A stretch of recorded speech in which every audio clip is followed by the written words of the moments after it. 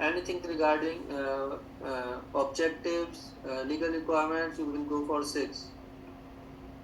Anything regarding competence, training, calibration, documented information, you will go for clause 7. For operational control, contractor controls, purchase control, you will go for clause emergency preparedness and response, you will go for clause 8. Anything regarding measurement, analysis, improvement, in which you have data analysis, internal audit, incident investigation, management review, you will go for clause 9. Anything regarding incident investigation and corrective action, you will go for 10.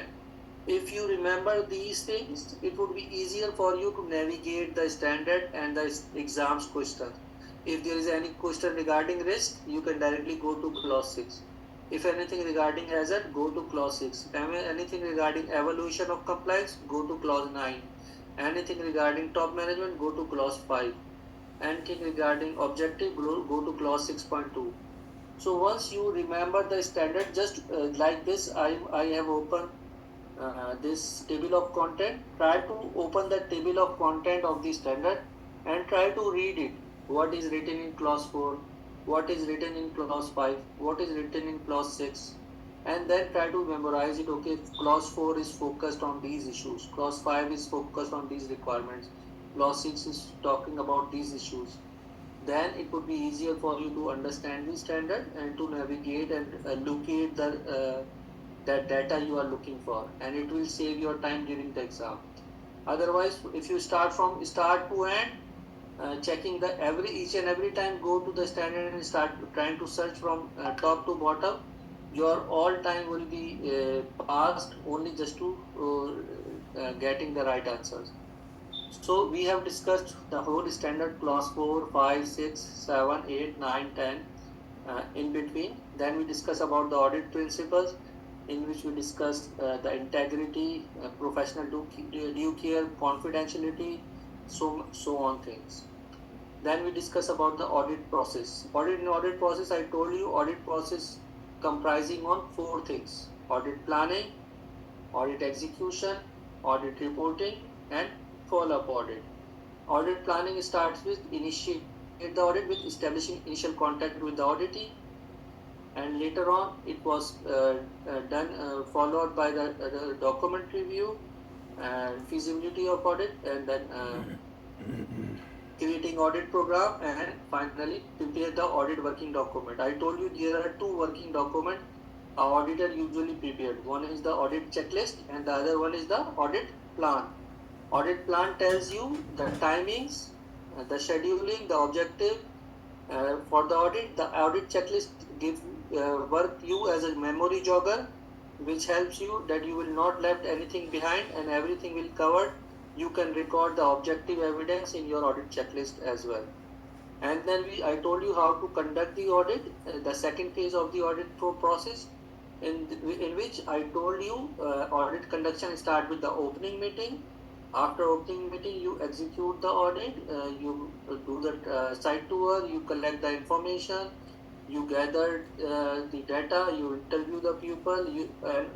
Can anyone tell me what are the 3 ways as an auditor you can get the objective evidence?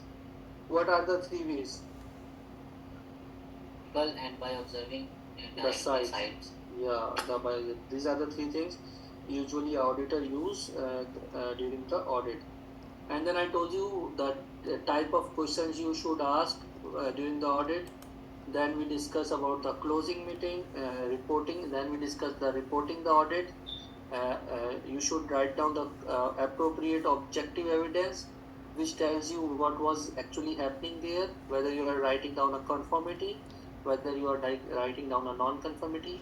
If you have any major NCR, you need to perform a follow-up audit. And beside this, if there is a NCR raised last year and you are doing a surveillance audit, still you will start your audit with a follow-up activity. So follow-up is applicable on both ways.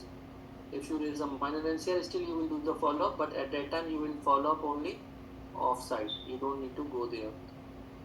Then we discuss about the attributes of auditor, and I told you there are 3 main attributes. of the auditor. One is his personal skills. Second one is generic skills for auditing. That is comes from ISO 19111 IRCA standard, which we are reading right now. And the third one is the sector specific knowledge and skills, in which he should know about the legal requirements, interested parties relevant to that particular sector. And after that, we covered regarding stage 1 audit, stage 2 audit, surveillance audit, recertification audit, and that's all. So I hope I tried my level best to once again thank you very much for being with me for since 5 days, and best of luck all of you for your exam. Hopefully all of you will pass, and to maybe one day we will do the audit together. So once again, thank you very much. And even after this audit, if you don't found anything, don't understand anything, you can ask me. Excuse me, sir. Yes, please. Yeah, in your opinion, if we can pass this exam? Easily.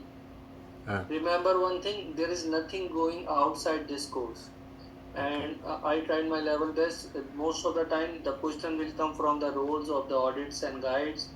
They will ask you maybe something about what is the objective of stage 1 audit, what is the meaning of competence, what do you think about what are the roles of lead auditor, what are the roles of auditor, what are the roles of technical expert.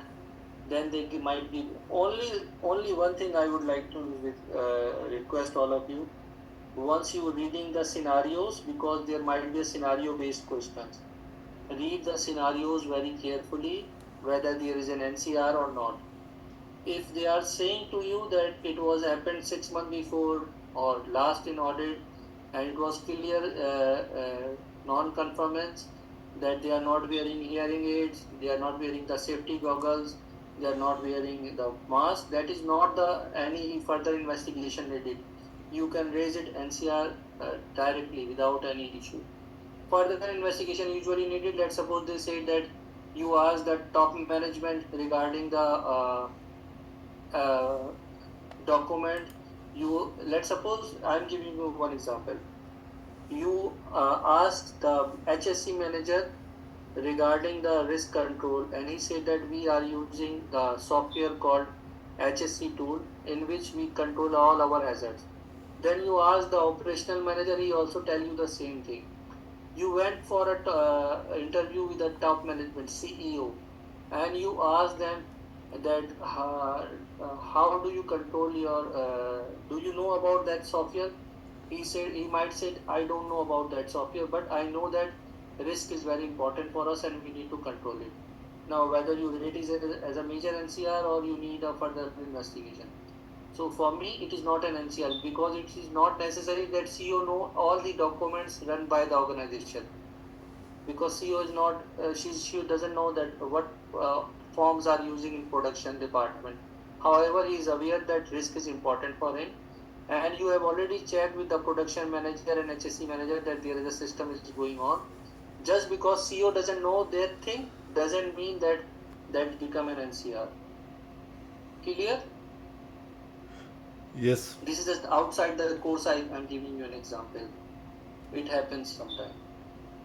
Because practically, if you think, it is not necessary or it cannot be possible for CEO to remember all the documents or all these things prepared by an organization. He cannot do, because he has so many works to do.